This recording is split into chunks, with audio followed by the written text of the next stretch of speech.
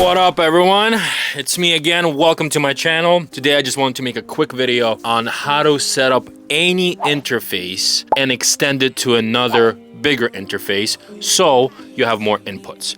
Imagine you have an Apollo Twin, you only have 2 inputs at the back and an instrument input at the front. But imagine if you can have 8 more stereo inputs and without having to, sell your Apollo, buy a bigger version of it. Apollos can get very expensive. But there's a cheaper way to do it. So I just want to make a quick video and show exactly how I do it. Stick around, subscribe, and like for more. So as you can see, that little red thing right there, that's my Clarett 8Pre. Thank you Focusrite, by the way, for hooking me up with this thing. It's absolutely amazing, and I can make a full separate video on talking about why you might want this interface on its own. I use it, however, in a different way. Let me show you.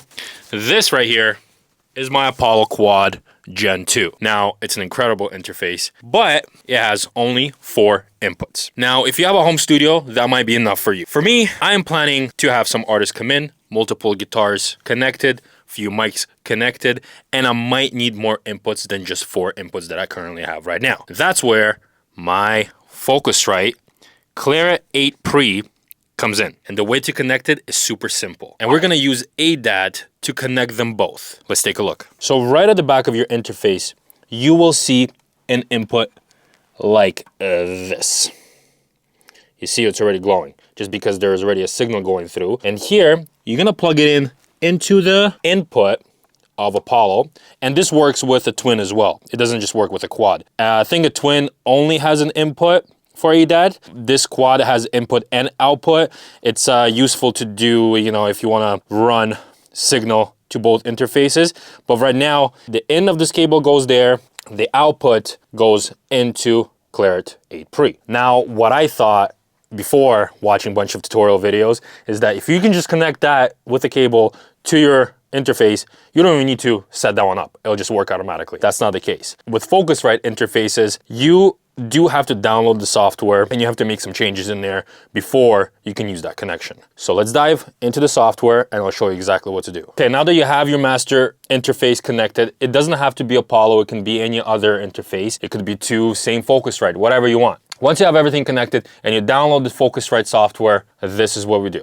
Clarett 8Pre, because it's an older version, it only works with an older Focusrite control. Now with the 4th gen Focusrite, you actually get a brand new interface and a new control, and it's compatible with that. In this case, I will have to use the older one, which is something I also had to learn. All right, first things first, let's go to our UAD console software. Once that loads up, all you gotta do is you go into settings and you have to make sure that you select your digital input as ADAT. And that's after you've connected the cables. So once you connect it to ADAT, you have to also make sure that the clock source is also switched to ADAT. And in UAD software, that's all you gotta do. Now let's go to Focusrite. In the Focusrite control, all you gotta do is when you hit settings right here, you have to go to your output routing. All these extra outputs will show up. All you gotta do is make sure that an analog 1, it goes to hardware input analog 1, and you will see that connection here. Now, if you go to ADAT output 2, you have to do the same thing. You go to hardware input and you select analog 2. In 3, you select 3.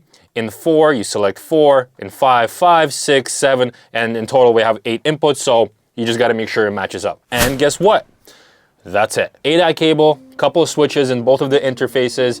You will have to connect your Focusrite via USB, so 2 USB connections, ADAT, that's it, and a couple of settings right here. And now, the 4 inputs that I had in my UAD are now extended into my Focusrite right here. And all the outputs at the back, I can connect them. And what I like to do is actually, I connect the outputs into my patch bay. So now instead of just 4 inputs right here, now I have 8 more inputs that I can simply connect. And of course, if I want to connect extra mics, I can do that from the back or get a converter into the aux right here.